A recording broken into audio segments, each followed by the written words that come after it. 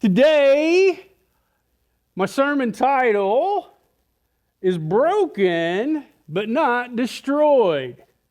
Overcoming your biggest enemy, self. Amen. That is the one thing that we deal with, and we're going to deal with the life of David today. And because David, I could have chose Peter, I could have chose different ones, but David, David's one. If I mention David, what do y'all think about? David and Goliath.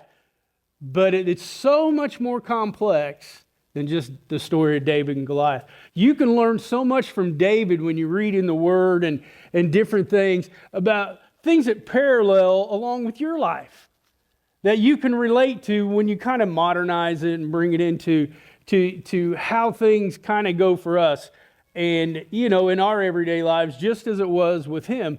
And so, see if this kind of hits close to home, but anybody ever, and of course you don't have to raise hands or anything, but anybody ever looked in the mirror and just kind of in the midst of failure, and it's failure, it's dropping the ball in your life somewhere, bad decisions, whatever it may be, and whispered to yourself, man, I've gone too far this time. And if you're a Christian, even taking it far enough to where you go, man, that was really bad. There's no way God can use me now. Everything that God was doing in my life, or everything that where it seemed that he was active and doing things, I've messed up so bad, there is no way God could use me now. And that was really kind of David. Only David, as the word tells us, he was a man after God's own heart. Didn't say that he had it, but he was always striving for that, just as we should do today. But as I said, it's way, way, way more complex than just David and Goliath and the story of that experience that he lived with, and that what was going on as far as in his day and in his time for all the ups and downs in his life. We know that David was anointed to become king. And we always think, okay, after the Goliath thing, it's just he lived happily ever after. But there was a lot of pain in David's life. And David's greatest enemy was not Goliath. It was the war that was inside of David's heart. It was a battle, okay? The battle that he dealt with is the same battle that we deal with, okay? And it's the battle between our calling. It's the battle between our walk with God, our desire, okay, and obedience to Him. But then, what do we fight? We fight impulse, don't we? That's one of the things with like DJ. DJ, one of the things that he battles big time is his impulsive type things. And it's just like sometimes he can't understand and this and that with the autism, but he just impulsively does things. And he can't hold that back. But you and I have impulses in our lives just as well. Some of us have impulses to when anxiety gets high, when things go sideways in life, we get on Amazon or we get on a shopping place and we just spend money. Okay? That's impulsive buying. Or you're walking in somewhere. What do we always say? Man, whatever you do, don't go to Walmart hungry to buy groceries. Why? Because it's impulse. It'll drive you to buy things you wouldn't normally buy, and we all deal with that. And then we get our obedience falls to the impulse and not to where it should be. And that's what David dealt with in his life. But one of the things to realize, and that through the course of this talk, is that if God can take and talk about a man who was a man after God's own heart, who fell to adultery, he fell to murder, he was a bad leader with his family, He was a bad leader at times with his nation, but he still lifted him up. He still lifted him up and restored him to what his calling was for. And we struggle with that because we in society today, if you mess up, we throw you to the side. If you had a life of drug and alcohol abuse, well, then you're labeled. That's just who you are. And yeah, you may have struggled in those areas, but that doesn't define who you are. And God didn't allow David's mess ups to define who he was. And that's why in the title of this, we're broken, but you're not destroyed. Okay? And we have to overcome that biggest enemy of self, and David had to do those things too. So, let's just kind of move straight into, we'll talk about some things that you're probably going to recognize through David's life, and then maybe some that will be a little bit different.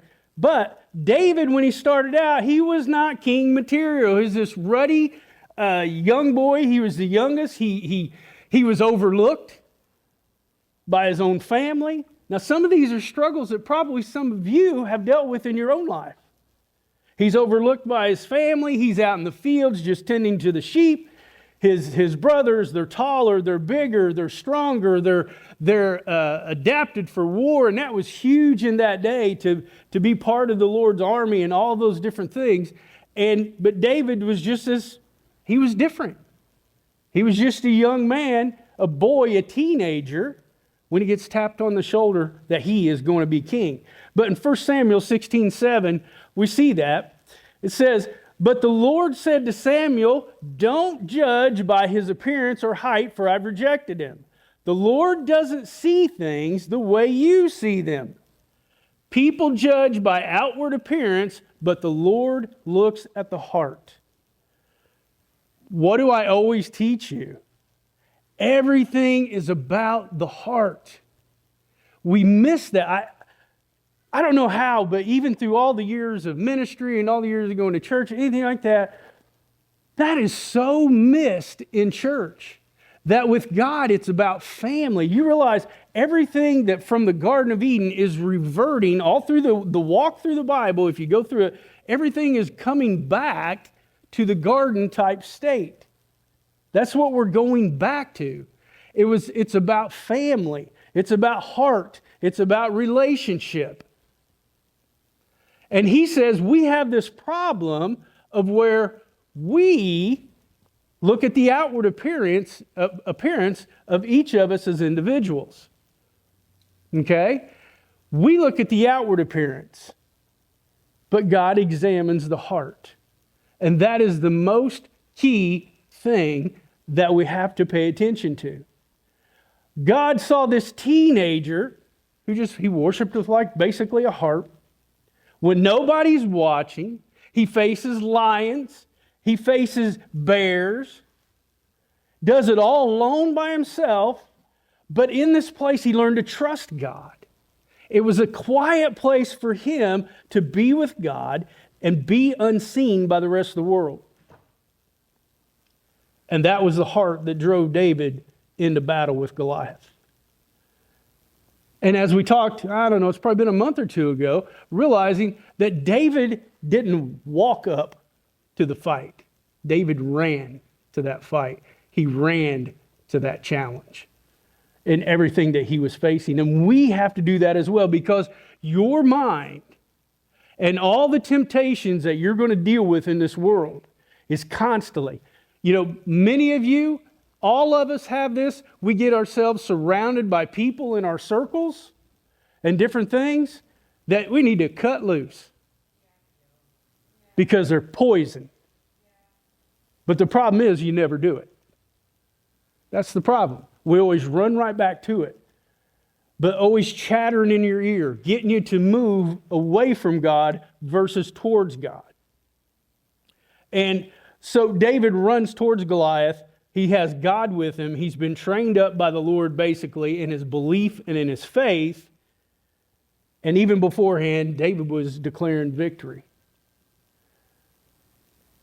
Do you have enough faith that when you enter into challenging situations that you believe or that you stand in faith with God when you enter into the battle?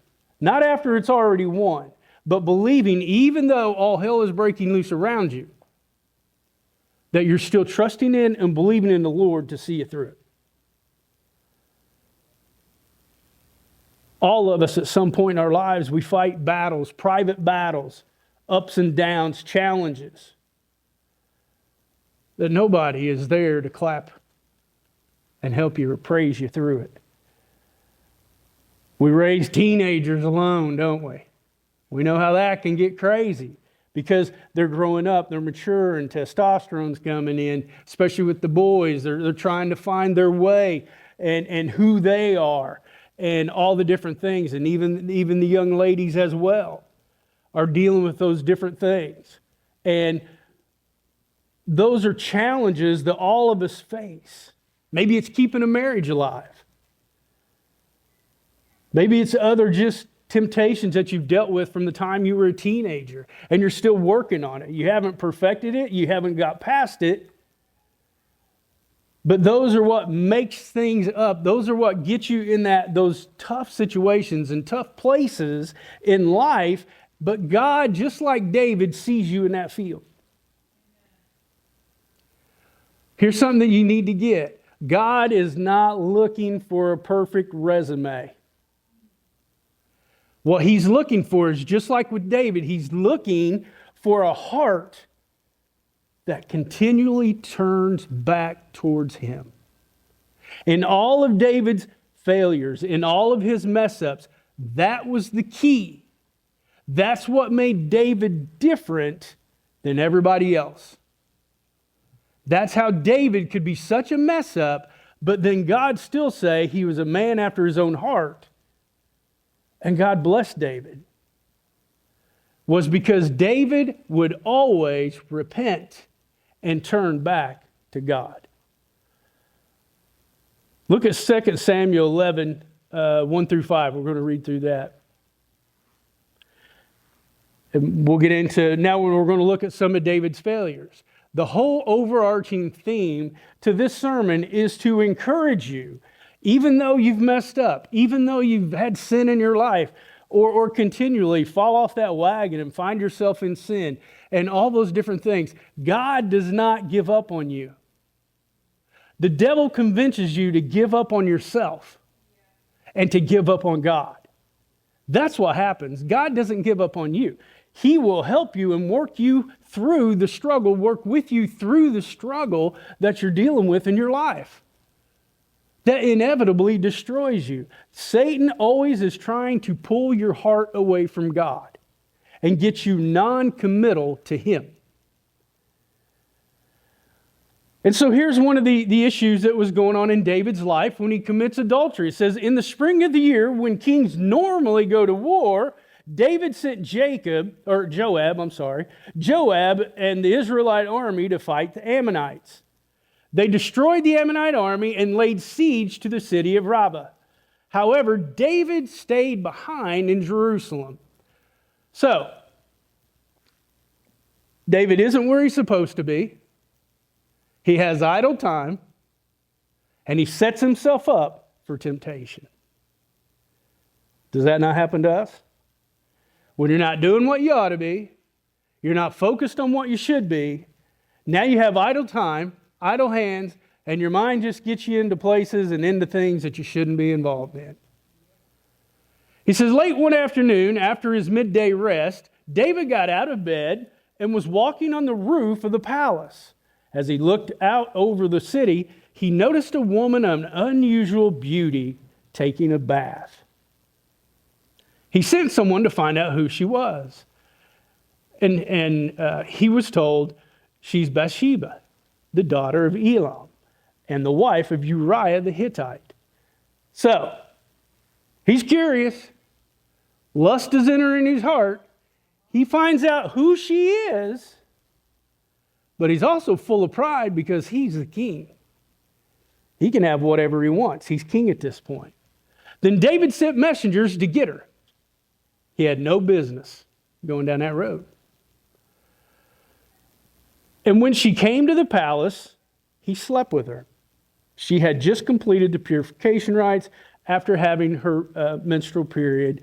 Then she returned home. Later, when Bathsheba discovered that she was pregnant, she sent David a message saying, "I'm pregnant." So here's that whole setup. It started with a glance, then turned into lust, then turned into adultery. Then David tried to cover it up. Does this not sound familiar? It may not be adultery.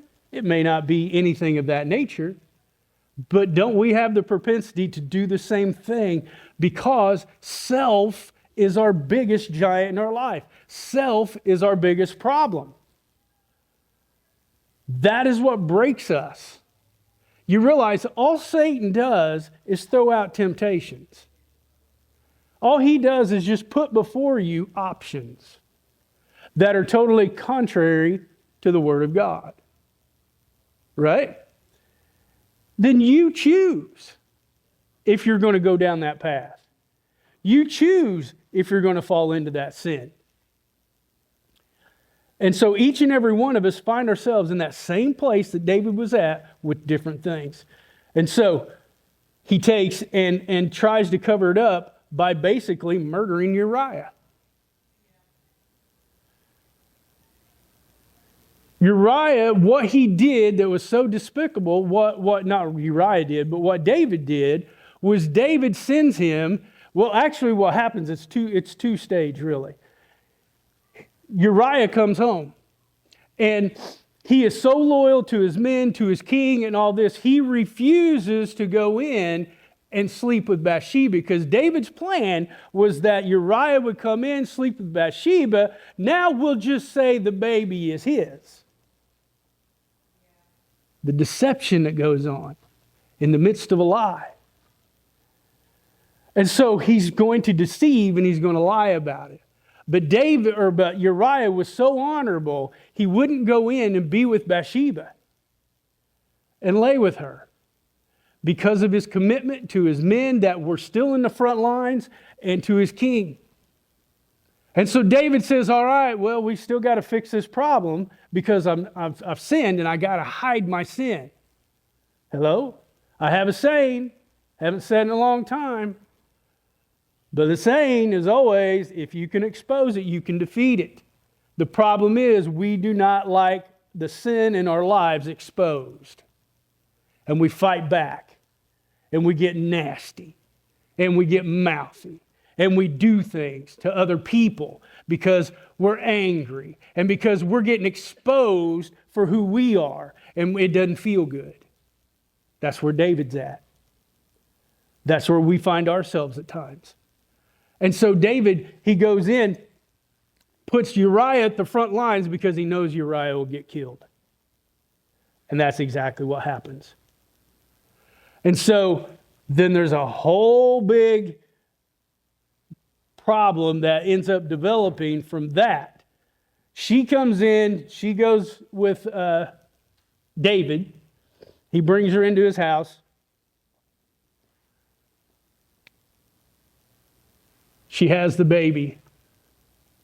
She loses the baby. David's in mourning and all these different things, and it's going on. And you have to realize, and then that was one of the things that happens is the baby loses its life. But you have to understand, sin never stays small. Sin never stays small. His idleness opened the door. Desire helped him walk through that door. And then deception and murder followed. Then the man who was a man after God's own heart became a man who was hiding from God, running from God. That's what we do. When things are going sideways in our lives, when we're falling into sin, when we're falling into bad choices and bad decisions, we 100%, one of the first things we do is we run from God. We totally run away because we know we're exposed and naked before him. Here's another instance. That was the whole issue going on there with Uriah. There was a price to pay for the sin. Grace abounds in our lives, and Jesus forgives us of our sins in our lives. That's why he went to the cross. However, there's consequences to your sin. There's still consequences. There were consequences all through the Bible. Grace was there through the Bible, all through the Bible, even the Old Testament. But there's still consequences to our bad decisions in life. They didn't stop there. Later I'll talk about it here in a moment, but Nathan came and he warned. He told David about God revealed to Nathan the prophet. He revealed to him what David had done. And he told him the sword will never leave your house. And he prophesied to him different things that were going to happen, and he warned him, and they were all fulfilled through the life of David. All the way through with his family. Now, here was a problem that David had, and what I'm pointing out here is David, he was just as messed up as we are.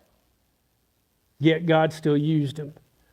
One of David's sons, Nathan had told him, said, the sword will never leave your house now. You're always going to have problems. You're going to have problems and issues. And he even goes as far as to tell him. He says, what you did in secret, God is going to do in the open. He said, a man is going to sleep with all of your wives out in front of public, in front of everyone. Actually, it ends up one of his sons.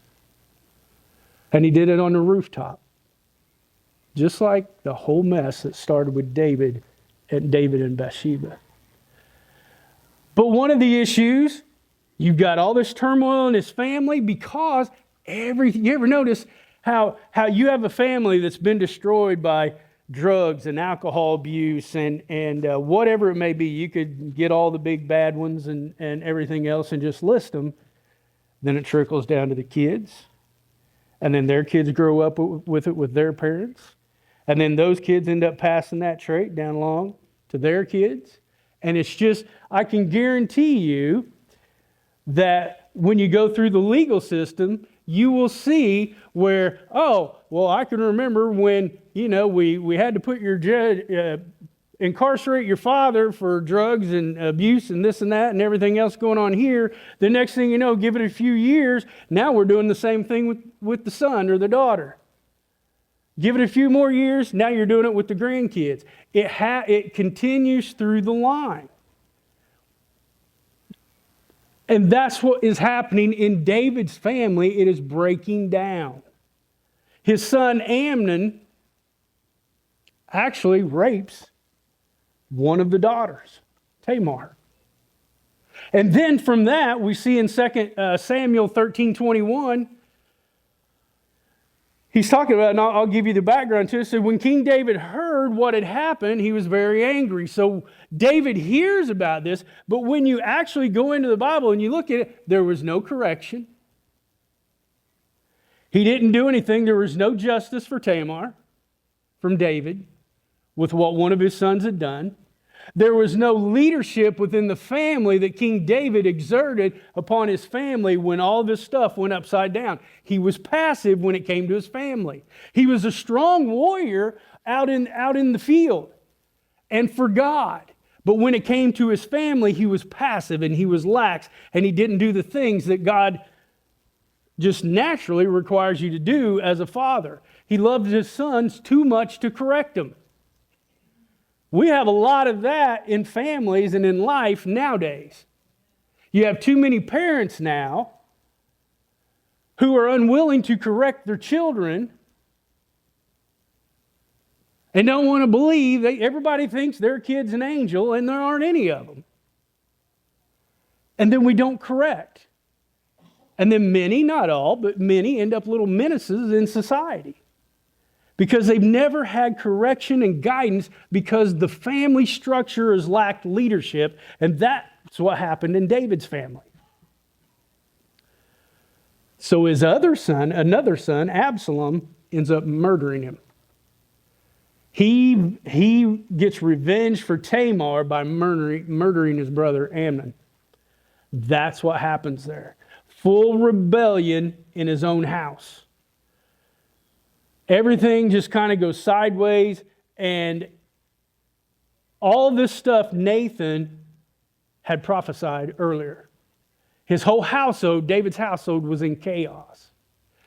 But it shows us that even one of the greatest men in the Bible, one of the greatest, if not the greatest king other than Jesus, can fail miserably as a father and as a leader in his own home when he didn't supply the same courage that he did out in the battlefield, and obedience got to God in the battlefield, and when he didn't apply it to the home structure, everything collapsed around him. Many of us know, or many of us have lived through or grew up in this same kind of pain. I feel like I'm going to sneeze. I'm fighting it. We're great warriors, or we fight the battles in our workplace. But then we lose the battle over our own kids. We're strong and we're tough in the places outside of the home, and then we become weak and passive, and we don't bring structure and correction in our own lives. Maybe we lead even at church and do a great job doing those things, and then we fail with our families through our passivity, through different types of structures of favoritism over this one to that one, and different things, and we don't bring that correction. Or maybe it's just that overall fear of confrontation. There's many people that just fear confrontation, so then they just hands off and they don't deal with anything. And all that doesn't actually help anything. But then there's this turning point. God didn't abandon David, and I'm telling you today, God is not and will not abandon you. You are flawed. You are messed up. You're going to make bad decisions. You are going to have sin in your life.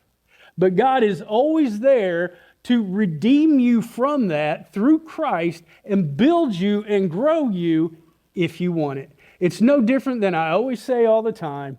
Hey, I can give you the word. I can tell you what the word says. I can bring things into your life that gives you structure, that gives you the things and the tools to put in your life to help your life prosper. And I don't mean just in a monetary or financial way. I just mean your life in general. But if you don't take a hold of it and you don't do something with it, I can't help you. I can, the old saying, you can lead a horse to water, but you can't make him drink. I can put everything in front of you, but unless you harness it, you'll never grab hold of the power that God has there to defeat those things in your life.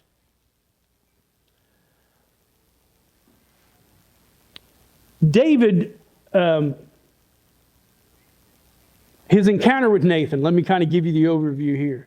And God will do this in your life. God will bring people in your life. They may not even know it, but God will bring people into your life that speak something into your life, and you're like, okay, you may not even say anything to them, but there's a deeper meaning to it, and they're saying something to you that relates to something in your life, or brings conviction, or brings something into your life that needs correction, and he'll use someone else to speak that into your life. He brings Nathan into David's life. He's a prophet. He comes to David. David has hid all this. This is before, the baby dies and all these things. And this is where Nathan is prophesying to him. And he comes up with a big story, and he basically says, hey, King David, he said, what if there is this rich ruler, and then there's this poor guy, and this rich guy, he has anything and everything, but then you got the poor guy over here. He has this sheep, and he's raised it, he's loved it, he's cuddled it, he's nurtured it, he's done all this stuff to him. But then all of a sudden, the rich man, he has some friends come in town, and he decides that he wants that guy's sheep to roast, to cook for the guests. Even though he did nothing for it, it wasn't his to take. And David gets irate. He says, well, that man should be killed. And Nathan looks at him, probably, I could just picture an old prophet with his crooked finger, bony little finger. And he says, "You're that man." And then he goes into what he had done with Uriah and taking of Bathsheba. She was the sheep that he took from Uriah and had him killed. Here was the strength that David had. 2 Samuel 12:13. Then David confessed to Nathan, "I have sinned against the Lord." Nathan replied, "Yes, but the Lord has forgiven you, and you won't die for this sin." So this is David's broken moment. But this is a powerful moment for David, because he's coming out basically with a little prayer, and he is acknowledging where he has fallen and how he has sinned against the Lord. That is why the Bible says that David was a man after, God's own heart. Because he was willing to look and to see his shortcoming, his sin, and he was willing to be corrected. As I said, what did Nathan tell him? He said, "You're not going to lose your life over this. God's forgiven you." But even in the midst of that, there were all kinds of consequences to the sin in his life.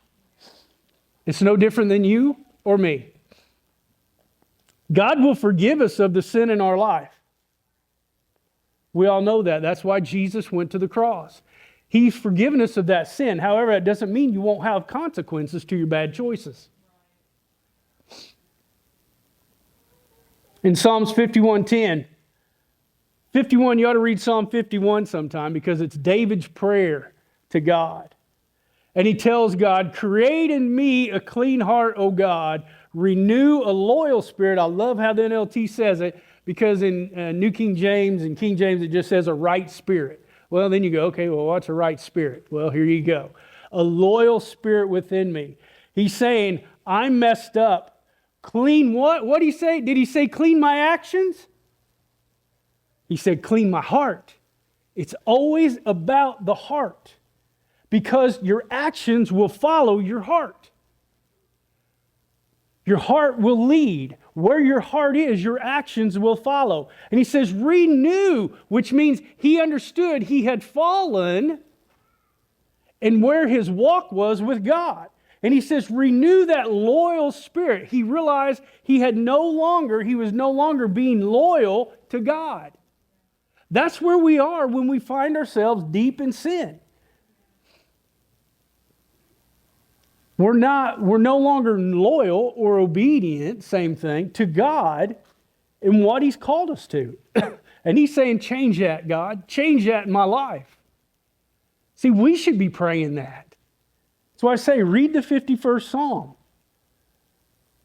And he goes on in 51:17, he says, the sacrifice, this is David talking to God, he's praying to him, the sacrifice you desire is a broken spirit. Some of us need our spirit broken. Because that flesh spirit, it's a wicked one.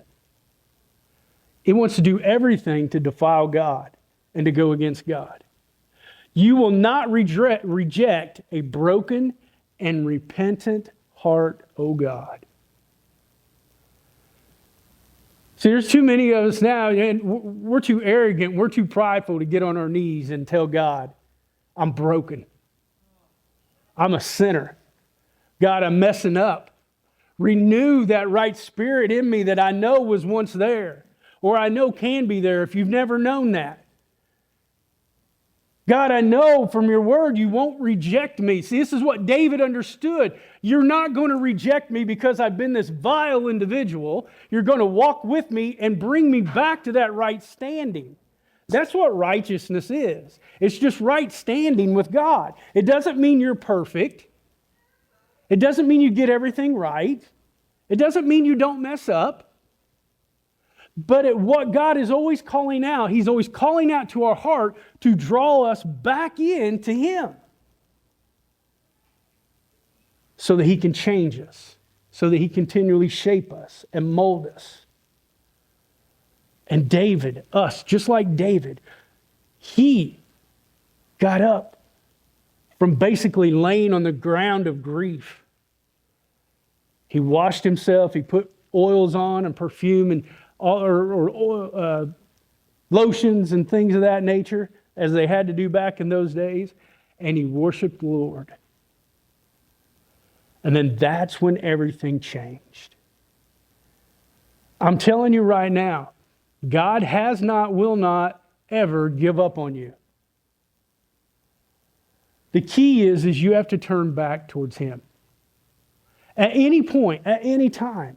It does not mean, as you know, I always say, I'm not the guy, I'm not the preacher of once saved, always saved. However, I do not believe your salvation is a light switch. It doesn't mean, oh, I said something bad to this person today, so now I'm not saved. And okay, well then I went over here and I did something good, so now I'm saved. And then I did something bad again 3 days from now, and so now I'm not saved again. I do not believe and buy into that line of thinking whatsoever. I do believe that it is a process, and it's a long process to fall away from God, because it takes the heart changing and moving away from God. There's a difference. And so, God, now let me give you a couple things here, where in spite of David and who he is, God still uses him. Even though he's committed adultery, even though he's committed murder, even though he's failed his family, even though in times he's failed his kingdom, God still kept using him. 2 Samuel 12, 24 and 25. This is after Bathsheba's lost the baby. Then David comforted Bathsheba, his wife, and slept with her. She became pregnant and gave birth to a son, and David named him Solomon. The Lord loved the child and sent word through Nathan the prophet that they should name him Jedediah, which means beloved of the Lord, as the Lord had commanded. So even out of the wickedness, the sin, the death of Uriah, and all this, Solomon was birthed between David and Bathsheba. A covenant that came together out of sin and out of wickedness. God still on the backside blessed them with Solomon, who becomes the king later, who builds the temple for God, the first actual temple. So God was still there with David, even though he was a mess up. So out of the ashes of the worst failure from David came a son who builds the temple, and he continues the royal line that Jesus would come through. Isn't that amazing?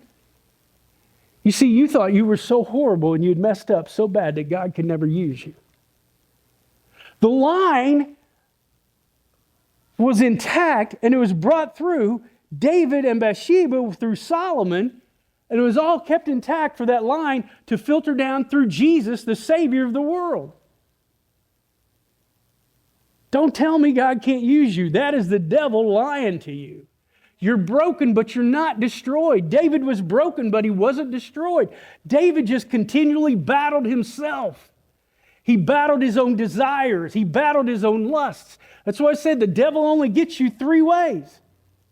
The pride of life, lust of the eyes, and lust of the flesh. Everything is wrapped up between one of those 3 things always.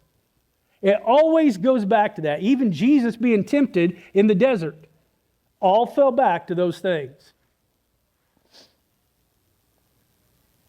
Later in life, David, he gets full of himself once again. This is, remember when I said, even his weak leadership affected a nation.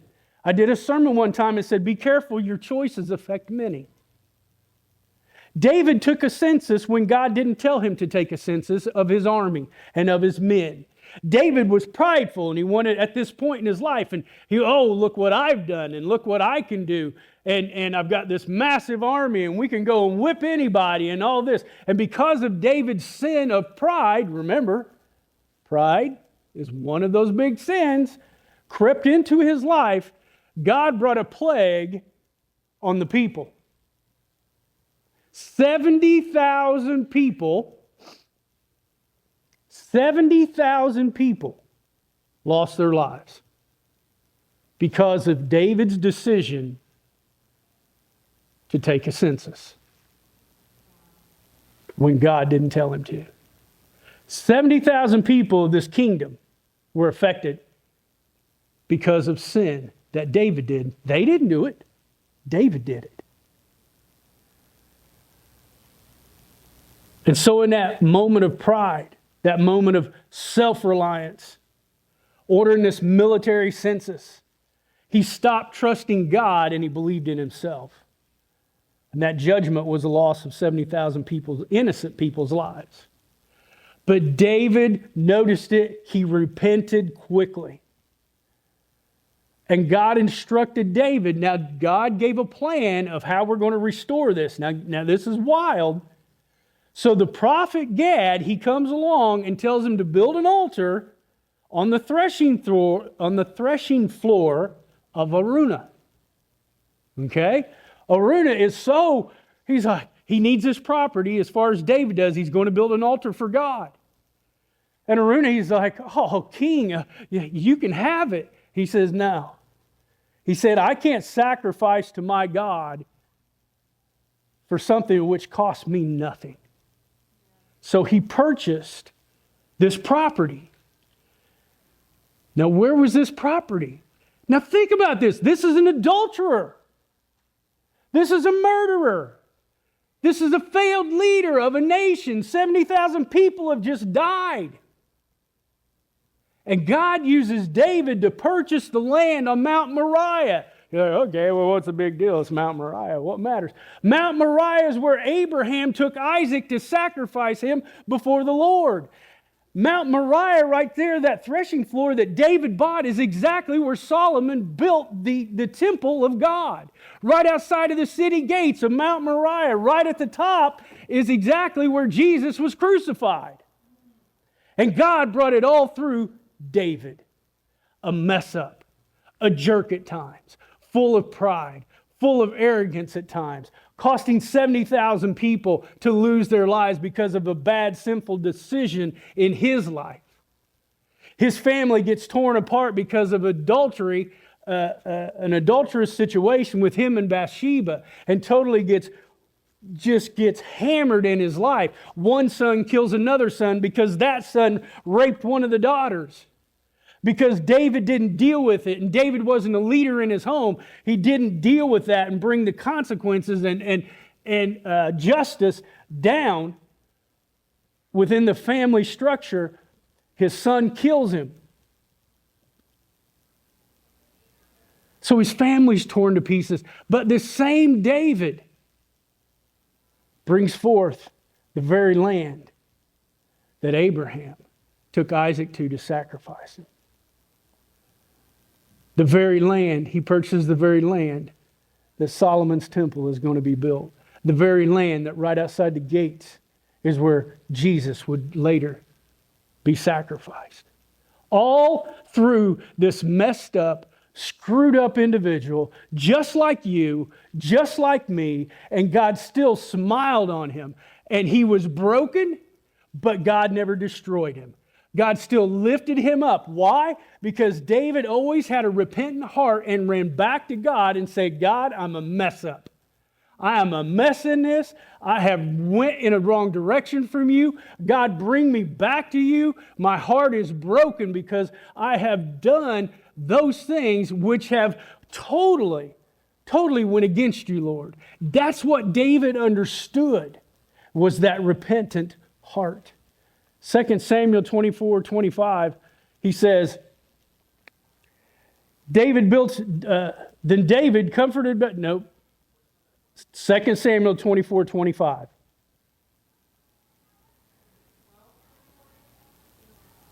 Now we just did, there it is. David built an altar there to the Lord and sacrificed burnt offerings and peace offerings, and the Lord answered his prayer for the land, and the plague on Israel was stopped. David became obedient. He was disobedient. he became obedient. He repented before the Lord. How did he do that? Through building the altar. God honored that, and he staved off the plague, and it stopped at those 70,000 that died. God took, and he'll do this with you, God took the sight of David's failure and then turned it into a place of God's glory. That's what the threshing floor became. So how do we win this daily war against self? We have to stay watchful. I'll give you three things. There's many, but here's three. Be watchful in our ordinary seasons of life. Be on guard for your quiet moments in life. Because quiet moments create idle time. Idle time makes the mind drift. And idle time can get you into those situations. David fell when he should have been at war. It all started right there. His idleness opened the door to temptation. We all find ourselves there. So we have to build disciplines every day in our lives. Get in private, worship the Lord. And as I've said, worshiping, when we say the word worship, we only think of singing, right? You're worshiping, you go, oh, it's singing. No, worshiping God is how you conduct your everyday life, according to the way that God has laid out how we as Christians should be living our lives. So we worship Him just like David did. Face the lions and the bears of our lives, those daily temptations. We face them with courage so we can get through it with Christ. But to do that, you have to set boundaries. You have to put in place accountability. People that you can trust to hold you accountable. Here's the ugly truth about accountability partners. Really, you don't want them. Because here's what typically happens. He tells them, I need you to hold me accountable because I've got this sin and I'm always doing it in my life and I fall into this all the time. I really need you to hold me accountable. All right, you really want me to hold you accountable? Yeah, hold me accountable. I want to stay true and just spot on with the Lord in my walk, and I need that. Okay. And then you fall down that rabbit hole and everything, and then they hold you accountable. They point it out, just like Nathan with that crooked finger with David, pointing out that sin, pointing out that you're getting off path, pointing out that you're starting to walk away from God rather than to God, and then you're mad at Him. You want to discount Him. You want to push Him away. You don't want to talk to Him anymore because they did exactly what you wanted them to do, and they did exactly what God wants them to do, and that's hold you accountable for poor decisions and sin in your life, and then you're mad at Him. And then everything blows up. And then we lash out. Why? Right back to your flesh does not want to be held accountable to the sin in your life. And it will cause you to flare up. It'll cause you to push back. Everything good in your life, it will cause to push away. The bottom line to it is because you want to live in your sin and you don't want to be held accountable. But I'm warning you, I'm warning all of us. Don't wait until you're out on the rooftop with an idle mind that begins to lust through your flesh over all of everything you see that you just want, because it's a trap. Start out small today. I have this issue in my life. I'm an all or nothing kind of guy. I go 110% or I just don't mess with it. I do it in everything. But I'm encouraging you to start out small. Have an honest conversation with God. And then find a friend that you can trust. Now, I'm going to tell you this. I'll use this hypothetical. Let's say you're struggling, maybe along the lines of David. David's with Bathsheba's committing adultery. Maybe it's something along those lines. And you're getting in that place where you're being tempted. Those lust bells are going off and all those different things. Have that person that you can trust. However, if you have a friend who has committed adultery 7 times in their marriages and in their life, that is not the person you go to be your accountability partner. That's the kind of stuff we do. You know why we do that on the underbelly side of things? Is because in all actuality, you know they're going to side with you. You know they're going to let you see or feel the things that they've felt and that they're going to allow you to get away with because they've been there too. They've done it as well. So it becomes a safety mechanism for you to be able to get away with it. That's what's going on deep down, because that's what sin wants. Sin continually wants you to fall to sin. I got to move on to the second one here. This gets back to David. Run to God, not from God. That's the second way you combat this.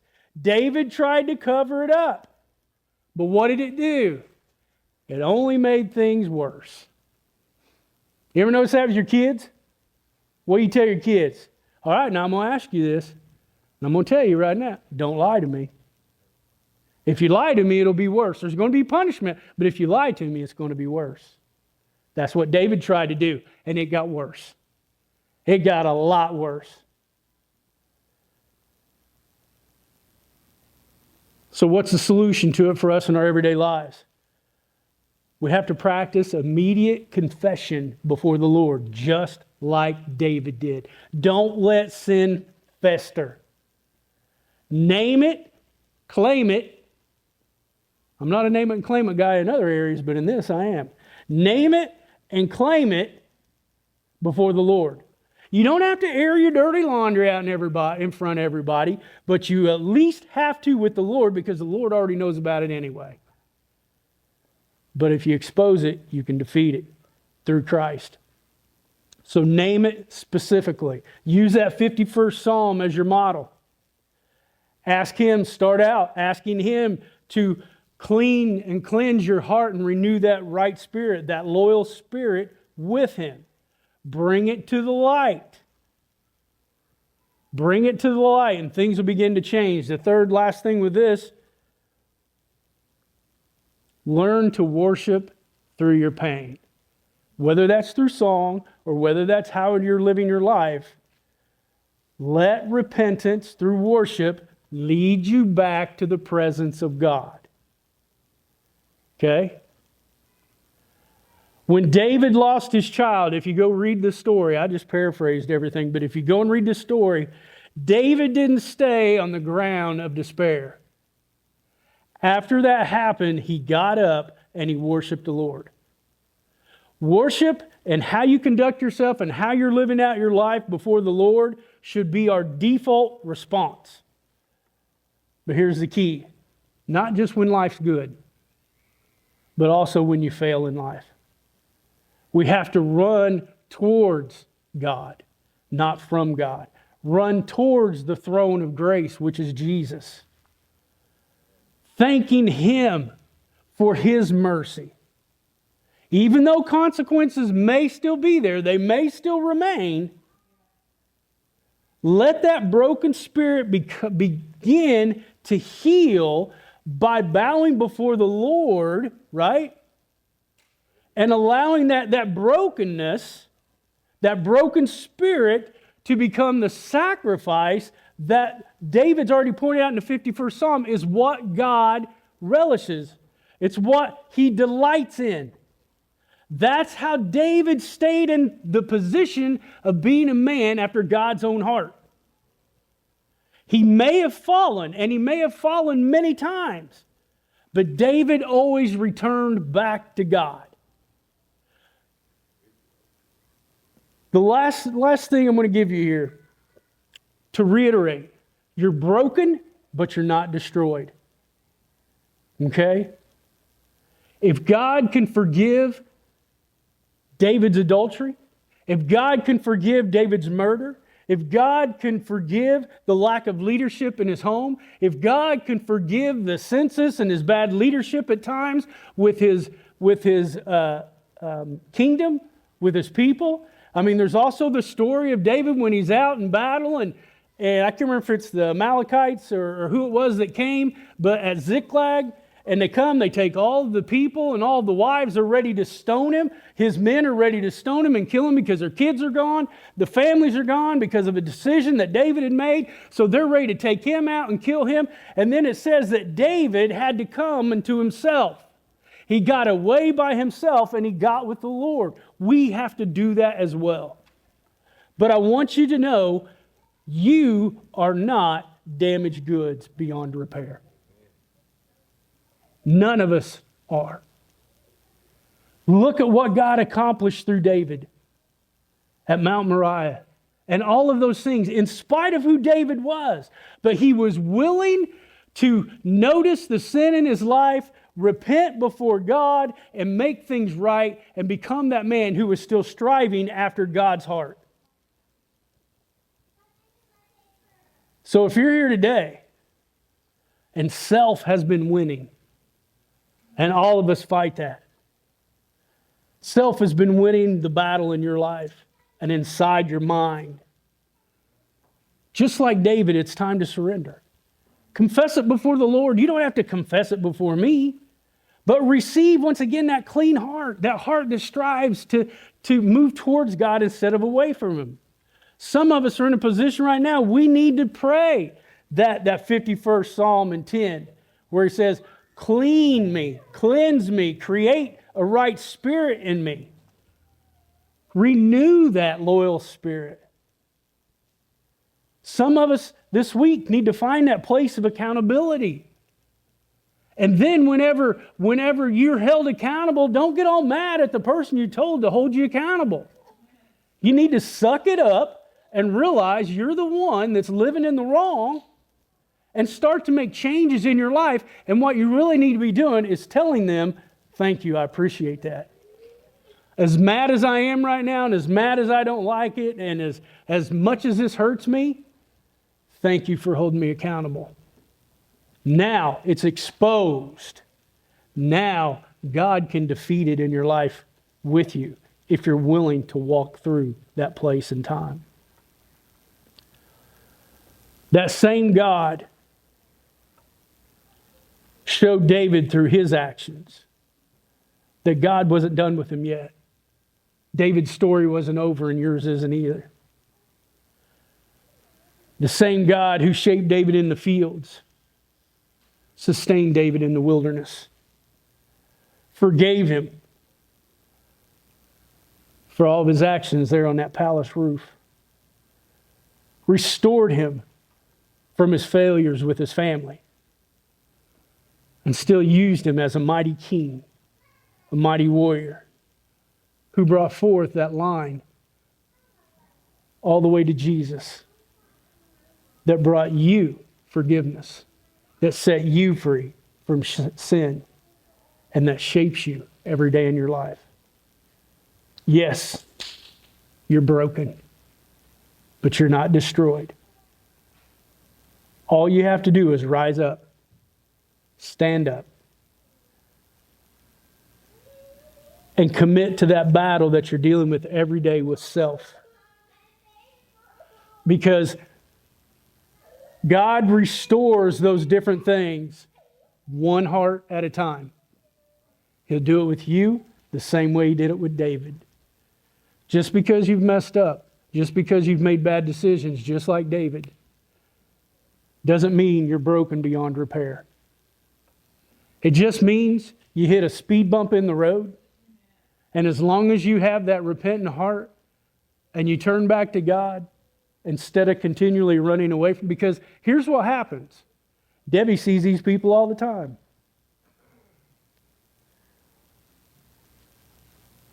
When you continually run from God and you continually go away from him, it gets darker and darker and darker and darker. It takes you deeper and deeper and deeper. Then the consequences get harder and bigger and uglier and longer lasting. The quicker you turn it around and turn your life and everything about you back towards God, the quicker your feet will be set on that rock who is Christ and get you out of that miry clay and that swamp that you're drowning in. That's what we need in our lives.